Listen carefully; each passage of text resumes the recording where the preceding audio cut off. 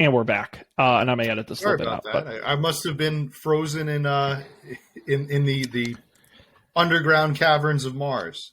No, he went through the arc, and now he's a little off balance. I was frozen like that guy which was a really, really cool effect, by the way, when the alien tries to go through that like invisible door, the nano wall. Yeah, the nano wall. Yeah, which I love that they gave the Marine like a fear of it. Like he had like this weird hang up about going through those walls. It's what's his name? I don't know. It's hard to keep track of their names.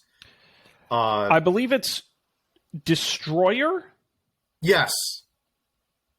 Yeah, I think so. Or Duke. It was one of the two. We could go with that. One of them. Yeah, either Duke or Destroyer. They have a fear. Yeah, they have that fear of going through the micro wall. Yes. I just like that they had that. That they included that. This is another part to add to their backstory.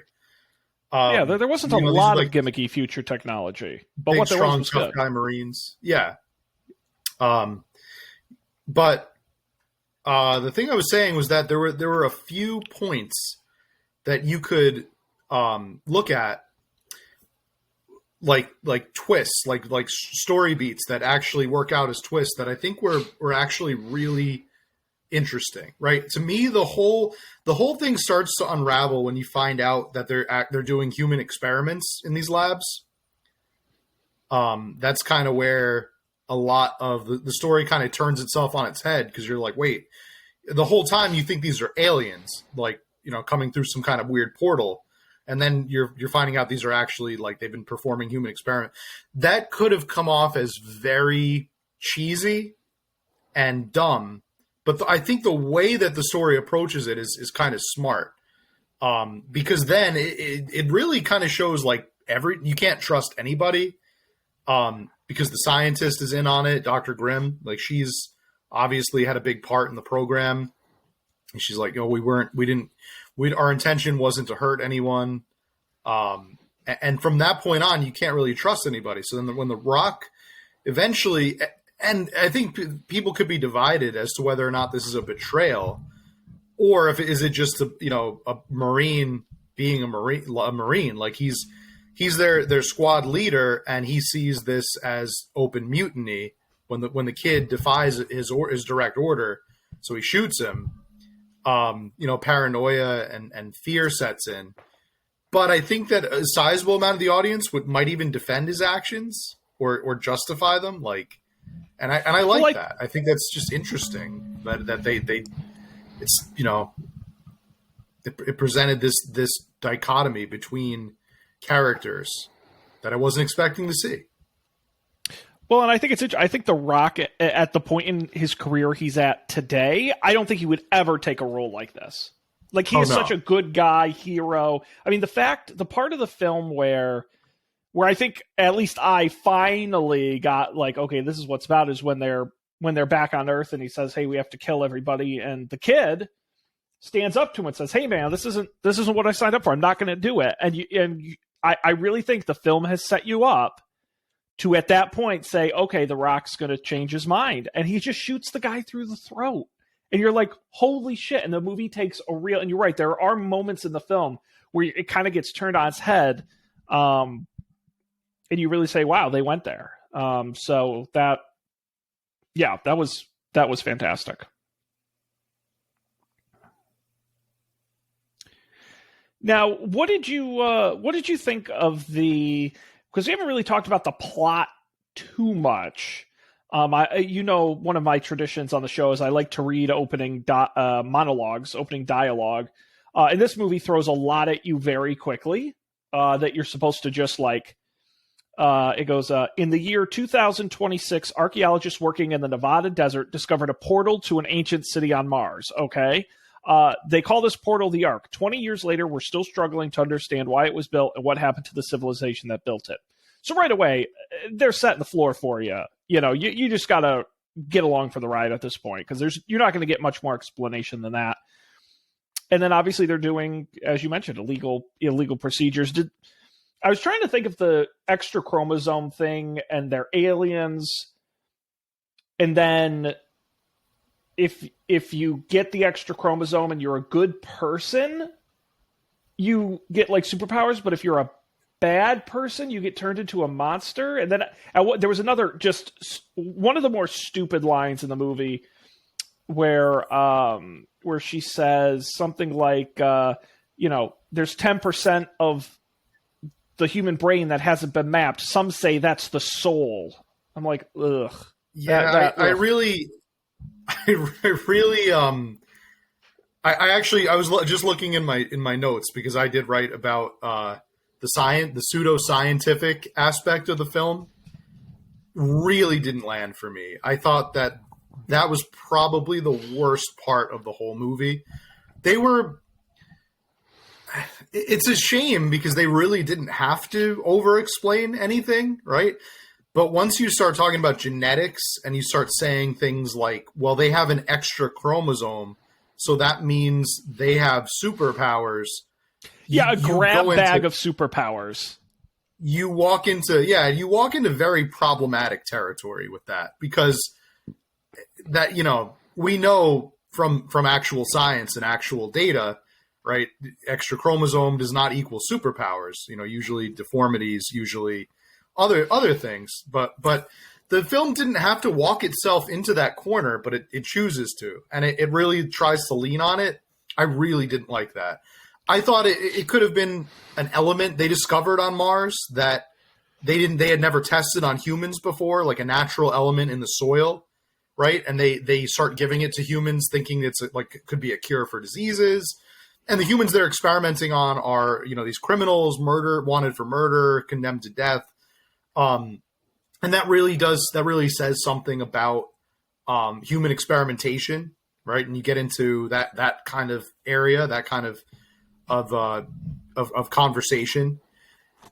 But to say like, oh, we're going to give them an extra chromosome, that first of all doesn't make any sense. Like, that's not a thing. You can't do that. And second of all, it certainly would not give them superpowers. And I think that they would have been maybe more conscious of that had the film been made today. But they went in that direction, and didn't really that didn't really work for me. But I thought that it could have just been an element found in the soil, found naturally in Mars, and we want to see what it's going to do to these criminals, and whatever, they forfeited their lives anyway because they committed murder, and that invents a whole conversation about things like that. But instead, it's just like, we'll give them an extra chromosome, make them superheroes. Yeah, well, and that's and then you get to the logic flaw. Like at the end of the movie, I was thinking to myself, I'm like, okay, wait a second.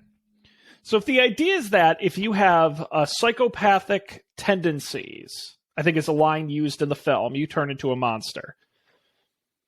Throughout the movie, maybe, 50, 100 people get infected. And yet, Reaper is the only one who doesn't turn into a monster. Does that mean every single other person who worked on the Mars base was a sociopath? And was a bad person? I think I wrote something to that effect in my notes also. It's like, I thought maybe they were trying to imply because they were working on the program, they were bad. But because the program itself was bad, but Dr. Grimm, like, even she says, we never intended to hurt anyone. So I guess it calls into question, is it your intention? Are intentions greater than will, and all that kind of stuff? But yeah, they were like innocent, which, by the way, is another point. Why would you ever bring your children to your weird Mars research base? Like, there were like kids hanging out, which of course is like the half-baked backstories of the Grimms. It was Bring Your Child to Work month. It very clearly seemed like they were living on the base. I mean, you have to, I guess, if it was on Mars, but and they were all bad people, I guess. I guess, or maybe they just didn't. They hadn't really researched it enough, and it wasn't all bad. It was just maybe like random, or the anomaly was that it didn't affect certain people. I don't know. And they get into some like strange territory with that. And again, I don't really think they needed to. This movie didn't need that. I also had this nagging idea in the back of my head. What if this movie wasn't called Doom? Like, what if this movie was just a standalone Space Marine movie? Take out all the references, which we complimented earlier, and you just make it a movie about Space Marines on Mars fighting aliens. Because it doesn't really get Doom-y for me, really, until I think it really. I mean, the aliens with the tongue and all that. But then at the end, when you finally, the realization that Grimm is the Doom guy, which cleverly his nickname is Reaper throughout the movie. When he actually takes on that persona of the Doom guy, that's where I think you get into like the actual this is Doom. I remember now this is the movie Doom. I don't know. I think it would have been kind of interesting if they had gone in that direction of this is just a regular sci-fi movie. But by the end, I was kind of glad that they had made it the way that they did. Well, I'll say that this very much falls into that traditional Deep Blue Sea comes to mind. I mean, movies where characters are trapped in something and have to escape something, it is a genre. So I think this movie would have been as unsuccessful if it had nothing to do with Doom, because I just think there's only so big of an audience for this type of movie. So, I don't think it being a Doom film helped or hurted it. I don't think it really made any difference, personally, though I wasn't there in 2005 when it came out. So, I mean, yeah. Yeah, it's an interesting one. I'm trying to think of what else about this. I mean, honestly, there's not a ton. Did you have a particular favorite squad member? And let's say for the point of this conversation, you can't pick Sarge or Reaper. Sure. For my money, and I want to make sure that I get the right one. I think I liked Destroyer. If it's the one that I think we're thinking, the one who hung out with the doctor most of the movie was Duke. That was Duke. Duke. Okay, Duke. I'm sorry, Duke. Yeah, we had them confused. Duke is the one that had the fear of the door. Because he came off as comic relief, which I always enjoy the comic relief. I always enjoy the comic relief role for the most part. Just and I think that this every squad has one, and I think he was the only one that I think had good chemistry, if that's possible, with Rosamund Pike as Dr. Grimm. Yeah, they were a great pair. I thought he had more chemistry with her than her brother did, Carl Urban, as Doom guy. But he'd probably be my favorite. What about you? I think that's a totally reasonable answer. I think I got to pick my number one guy though, Mac. The character who had 2 lines and then got his head chopped off. Yeah, but you know what? His lines were his scenes were pretty cool. They were quick, but I'll tell you why. I liked that they had that guy Pinky, who I guess was the one who tried to go through the transporter. Half his body got sent to another galaxy, another dimension, or something. Yep. There's one scene where he tells him, "You don't look like a Mac," and the guy says, "My name is Katsuhiko Kaminosuke Takahashi. And the guy was like, oh, okay, Mac. But then he gets his revenge on him because there's a part where shit's going down, and he just like he's assigned to protect him. He throws him a pistol, and then he's like starts walking away. And the guy's like, "You're supposed to protect me," and he's just like, "I just did." And like, so he kind of gets his comeuppance, which I liked. I thought it was going to be like a little bit. Oh, okay, this guy's kind of a racist asshole, but he gets served. He gets served, and I like that. So very cool. Good for Mac, I thought. Yeah, I think honestly, if I really had to pick one who wasn't Mac, probably the kid. I like the kid. It's kind of a useful role to have on a team like that. Even though that's kind of a crappy nickname. I will say, I was really bummed out by Karl Urban because I like him a lot. In general, as an actor, I've liked a lot of the things he's been in. Including his first ever role. You ever see the movie Ghost Ship? No. I have not. It's not a good movie. And I only bring it up. I only remember the first 5 minutes of it because the rest of the movie's terrible. It's a mysterious ocean liner that disappeared in 1962. This crew finds it. But the reason it's interesting is because in the first 5 minutes, it's like back in 1962 when the boat was a cruise, the people were on it. And a line snaps and there's like a dance party on the top of the ship, on the deck. A line snaps and cuts them all in half. And it's an awesome scene because then their tops just like slide off their bottoms. It's great. You should look up the opening scene of Ghost Ship. That's the only thing I remember about it. Interesting. I wonder if that's if that's the reason that character, is he the one that plays Pinky?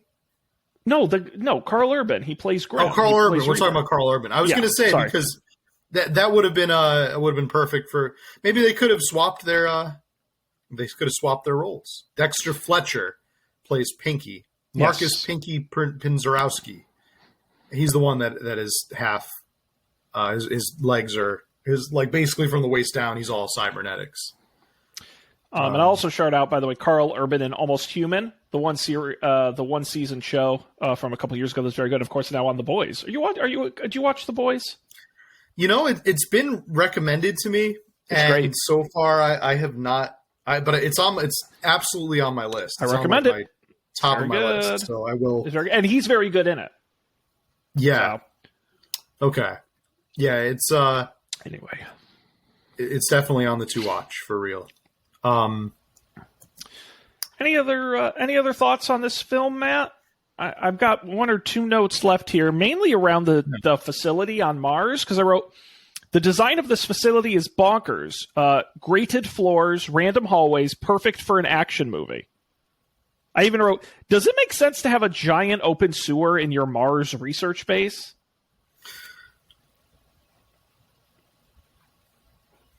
No.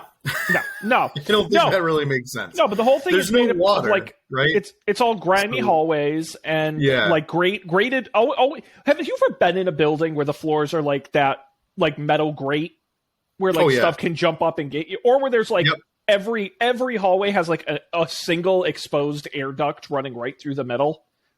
Yeah. It's these cliches. I love them. Oh, it's just to be depended on. Every door has a keypad. Movies like this. Yep. You know? By the way, the keys that she enters, clever little reference to Close Encounters, right? The tune that she puts in, is that like from the beginning of Close Encounters of the Third Kind? I've never seen that. Oh, okay. If you saw the movie, there's like a very distinct melody that is like throughout the movie used, and that's like when she enters the keys.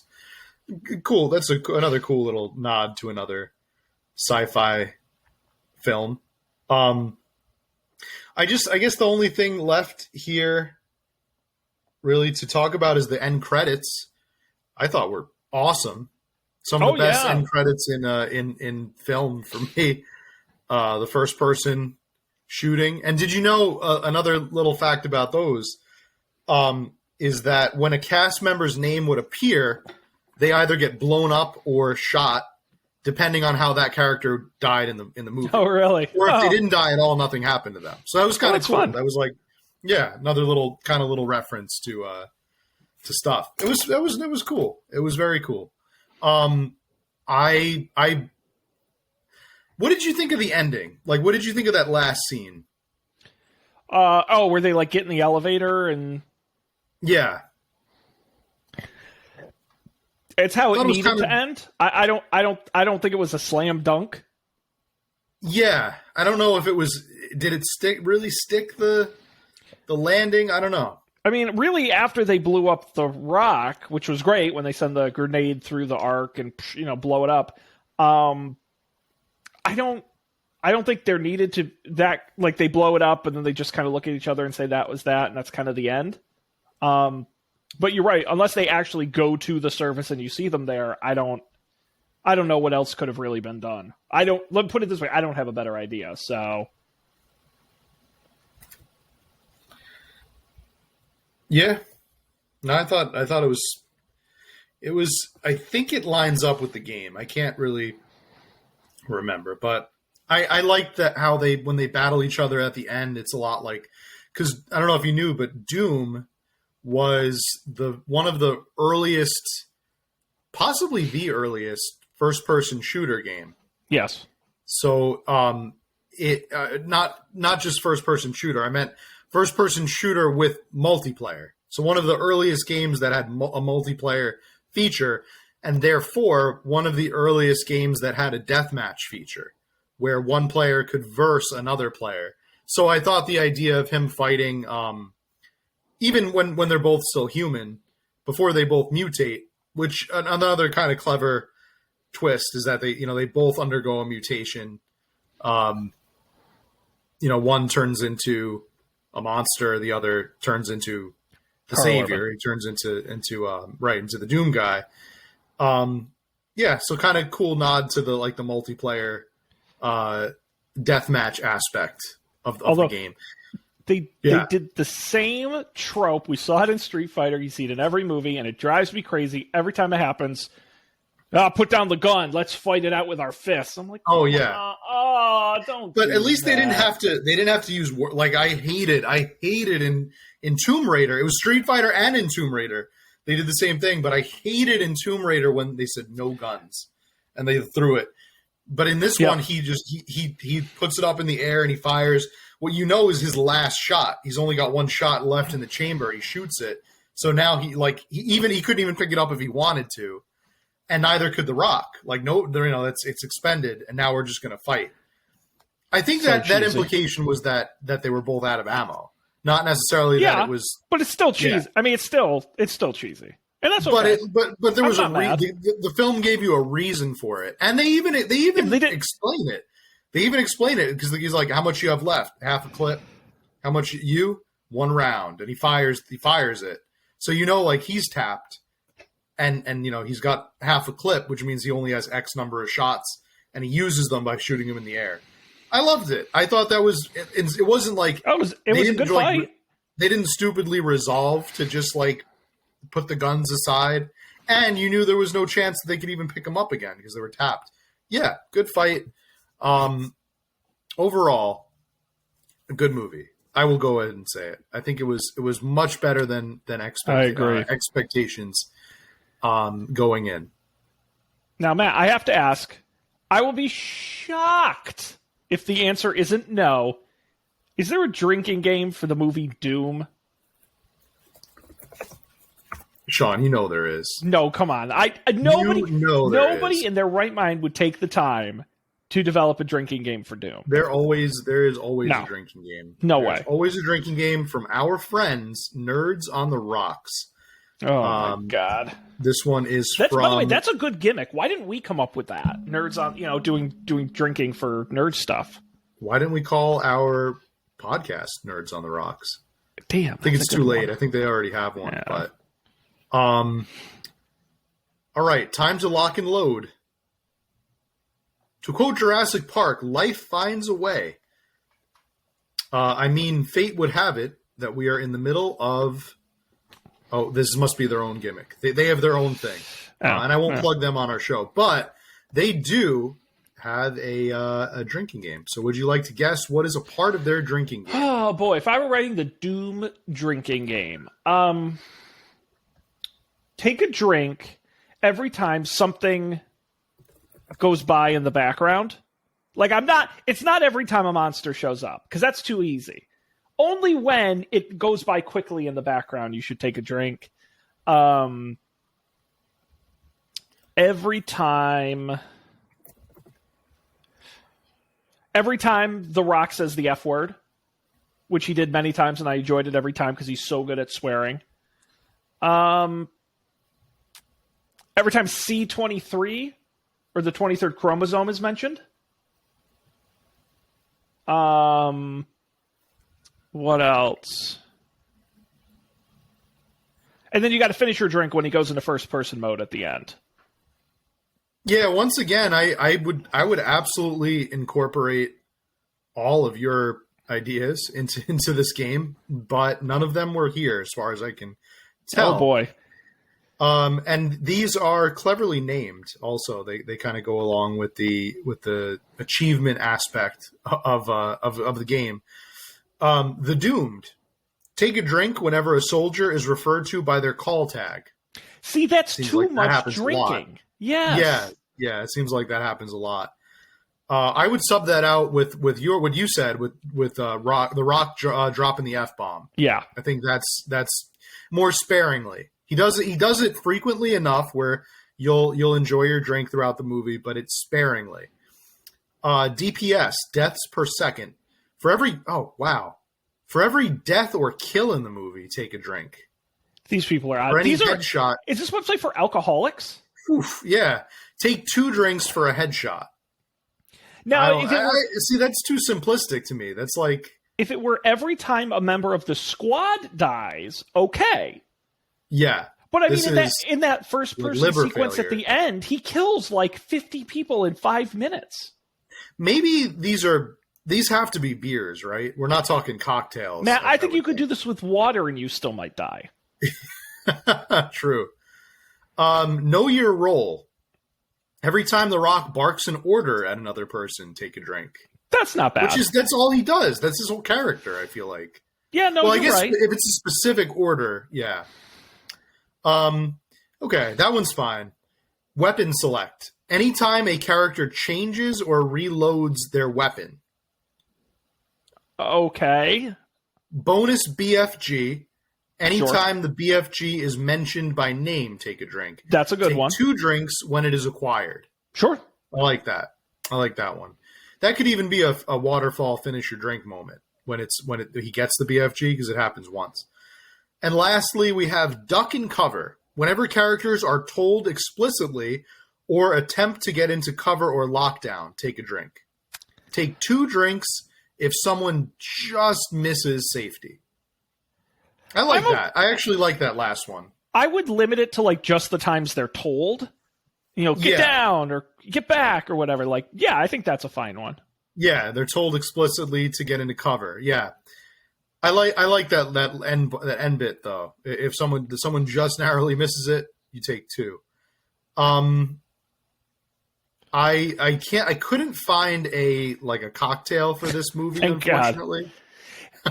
Well, I'm trying I don't know what it would be. If I were but I would be afraid one, they would. I would be very, very scared that they would talk about it giving you a 23rd chromosome or 24th. Well, that's what you got to call it, the 23rd chromosome. I think it's got to be red, like the surface of Mars. 24th chromosome. 24th. I know how many chromosomes. Come on, 24th. I'm a scientist, Matt. I know how many chromosomes. You got to think back to 10th grade biology here. Yeah. I would make the drink red. I think maybe like a spicy Bloody Mary. Maybe it's a bloody movie. It's red, pretty bloody, like Mars. It's got a little spice to it. No, that's pretty. I think that checks, and also it kind of looks like the cover of the original game. I would say, garnish it with like something green, or you could make it look like the goop that the BFG fires, like that plasma, little blue goo coming over the side. Blue curacao. Blue curacao is always fun. There you go. But yeah, I can't find it. Unfortunately, if anybody out there can link us to a custom cocktail for the film Doom 2005, let us know. Now, Matt, it's time for my segment. We gotta rate this movie. We gotta decide our final thoughts on 2005's Doom. I suppose I'll go first because I'm already talking, and I'm going to rate this on a scale of 1 to 24 chromosomes. And I think I already mentioned, I think a good measure, I think, for this whole summer of movies is, did the movie accomplish what it set out to do? It's not whether it's good or bad. It's, did it set out what it meant to do? I would say Super Mario Brothers really didn't. They did not make a Super Mario Brothers movie. I don't know what they made. I would say a Street Fighter absolutely ended up what they set out to do. I think this film is exactly the film it needed to be. I think it was made for a moderate budget with barely any stars, based on a video game with no real story to it. And in the end, they crafted a thrilling action film. So, out of 24 chromosomes, I'm going to give it a 20. 20 chromosomes. That's almost a whole human. person. Almost human. Let me see. Are there any creatures out there? Yeah, they never really give a good name to the creatures in the movie. Yeah. Okay. If we're going on this metric, I will give this film, I think your 20 sounds about right. I think if we look at it in fives, right, in sets of 5, if there are, right, we're aiming for our aim is for 24. So that doesn't make sense, but like we give like 18 would be 75%. Right. We give it, now we've become a math pod here. we give like I would say 8 points for the characters, or 8 chromosomes for the characters, 8 chromosomes for the story. Story really deserves like 10. And then I'll give like 2 more for The Rock, having The Rock in the movie, and his acting is always great. We have a lot of experience with him on this show from our Fast and Furious series. I'd probably land around 20 as well. It's a good score. Good movie. The remaining 4, I think, would have come from if they had just spent a little more time thinking about their choices when they were doing the science for this movie and the research and the bleak ass environment of the whole thing. Could have been a little brighter. I mean, I get it. You're underground, but like, I don't know. Now, that being said, do you have any desire to watch the sequel film? Wasn't it direct to DVD, if I remember correctly? Oh yeah, and I'm pretty sure it didn't in 2019. Wait. Yeah, they made a a new one in 2019. That's correct. Yep. Yeah, yep. So 14 years later, Doom Annihilation, starring director, even less known people, starring almost nobody that you would know. Certainly nobody from the original film. I don't know. But what is Alex it on... Kane from Forbes called the film good, trashy fun. I mean, it's got 40... and this movie got an average rating of 5 out of 10. Yeah, it's got 43% on Rotten Tomatoes. So this actually was received better than the original movie. Maybe. I mean, maybe. No, probably not. I'm not going to watch it. I'd give it a shot. Well, you report back. You let me know. Only our patrons. Again, I think you're going to be much better off with the new Mortal Kombat than you are the new Doom. That's again my tip for our patrons. That's like the second or third tier right there. Now, Matt, this wraps up our summer of 2022. Our look into video game movie adaptations, or at least the first run of it. Who knows? Maybe future summer we'll do beyond 2005. But we've seen 5 movies now, and Matt. Unfortunately, we don't have a choice. It's tradition. We got to rank them. I got to make you pick the best and the worst here. There's only 5 to choose. Mind you, we ranked 30 James Bond movies or something. So Yeah, we're pros at this. You only got We're 5 pros. to rank. Do you want me to go first, or have you thought about yours? I'll go first. I've given it some. I think this actually won't be that difficult for me. I agree. Okay. So I'm gonna go with the from the bottom up. So these rankings are in reverse order, I guess you could say, or ascending. My least favorite film that we watched over the summer would be Tomb Raider. Unfortunately, got to go with Tomb Raider. Angelina Jolie's acting was just too one note for me, and her. I don't even know if to blame her or blame the writers for barely including her in her own movie in terms of speaking roles and content. Really didn't like Tomb Raider, so Tomb Raider's bottom tier for me. Up above Tomb Raider, I'd probably slot Mortal Kombat. I definitely liked the film better, I liked it more than you did, but it doesn't really stack, I think, against the other movies. And I don't want to put Mario there. Mario probably deserves that spot, that slot. I don't want to put him there because it's Mario. So I'm gonna instead I'll put Mario at the third from the bottom tier, safely in the middle.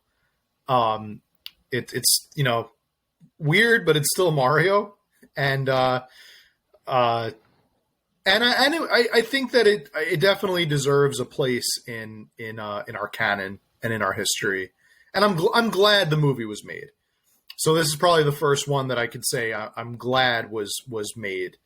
And then after Mario, I feel like I changed a little as a person when I saw it. The movie. Yeah. Maybe for the better. After that, I'd go Street Fighter. A second. I didn't forget one, did I? Street Fighter second. No, Doom. Wait. Doom would be second, and then my favorite would be Street Fighter. Yes. That's how I would do it.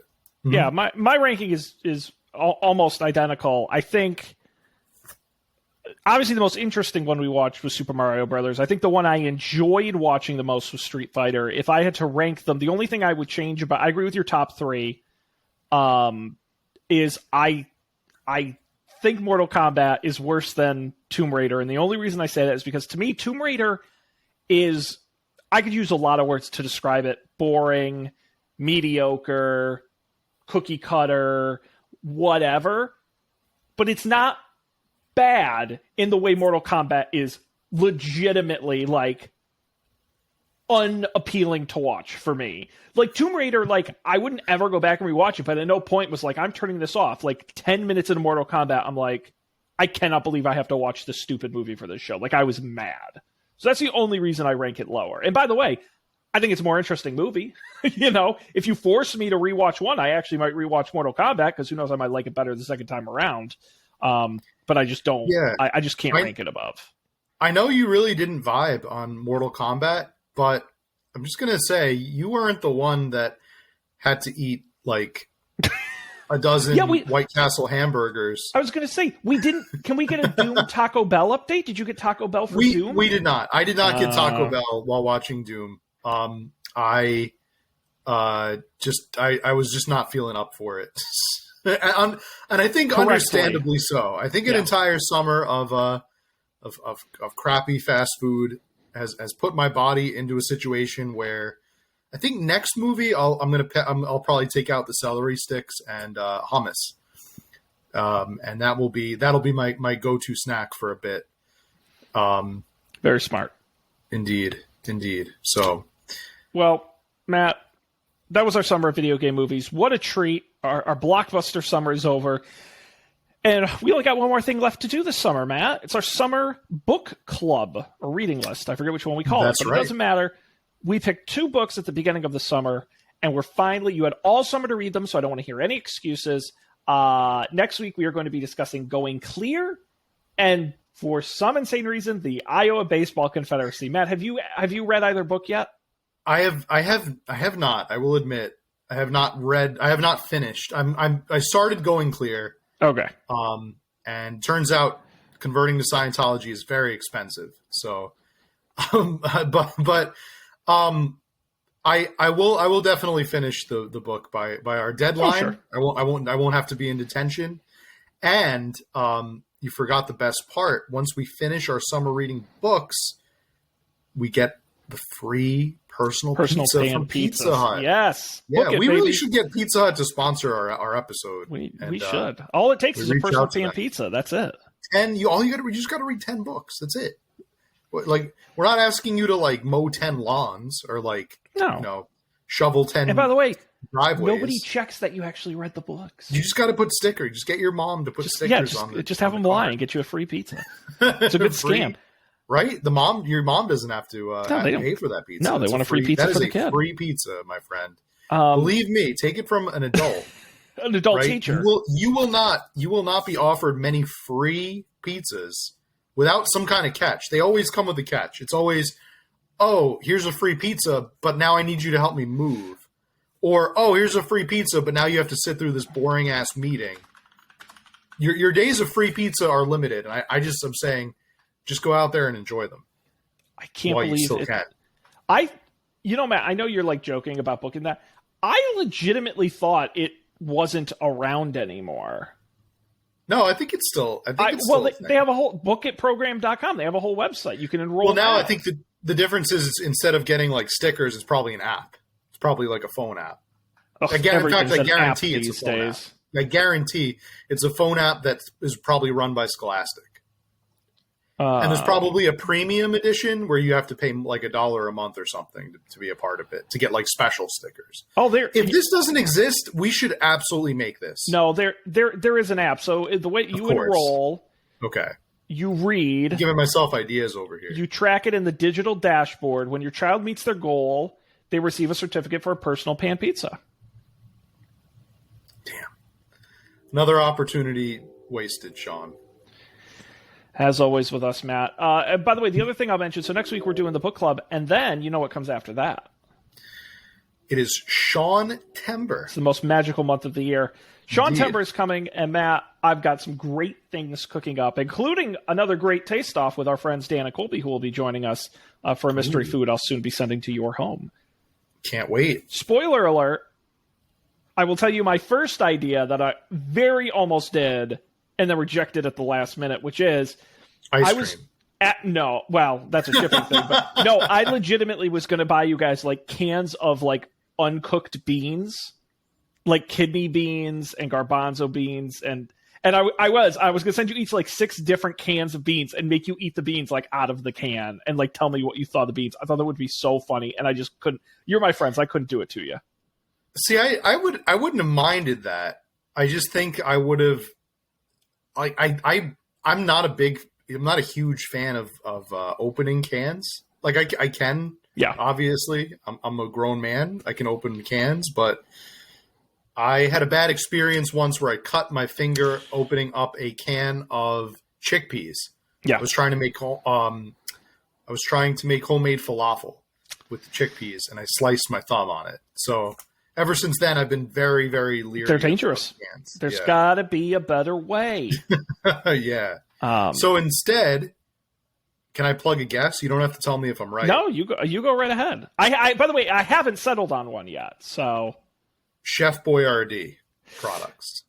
That's a good one. I was thinking some box. I guess I can. And/or SpaghettiOs. It's not going to be a surprise. I'm leaning towards things like breakfast cereal. Okay. Candy. I haven't had breakfast cereal in years, Sean. Well, I'm not a cereal guy. You know what's fun is I'll get a couple classics, but I'll also get a couple wacky ones in there. So you might get to try something new. That could be fun. Yeah, something that thinking about that one. An old favorite like Reese's Puffs. Yeah, listen, a long time. Whatever Target's got, maybe you'll get a Kashi Gold Lean in there. Who knows? Okay. So anyway, Sean Temper's coming up. It's going to be a great month. You guys got to go to upfordebate.tv. It's our website. All the links, including all the past movies we did, are there. If you missed any of those, of course, subscribe wherever you get podcasts. Look for Up for Debate with the video version on YouTube. And of course, you can get a hold of us, upfordebatetv at gmail.com, or tweet at us at upfordebatetv. We're going to wrap it up here. Matt and I got to some books we got to go read. So we're going to end it here. Some reading. But we appreciate you guys are like the personal pan pizza for us when we're done reading. So what a reward. We're looking forward to it. But until then, I'm Sean. He's Matt. We appreciate you being here. We'll see you next time for another great episode of Up for Debate.